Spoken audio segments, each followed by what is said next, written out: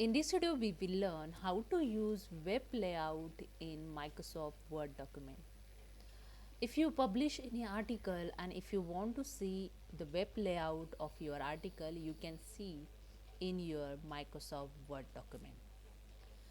So this is my article, and this article I am going to publish on the web. Before that, I check here the web layout. To check the web layout in Microsoft Word document, go to the View tab. In Views group, have a web layout option. Just click on it and you can see your article web layout. Okay, so to back, just click on the print layout. Okay,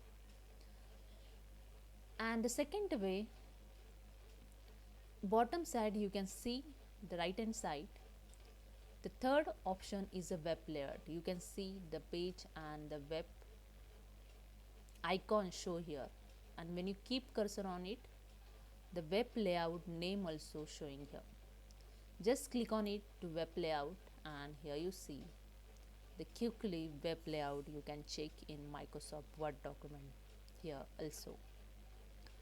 So hope you understand. If you like this video, please subscribe my channel. Thank you so much.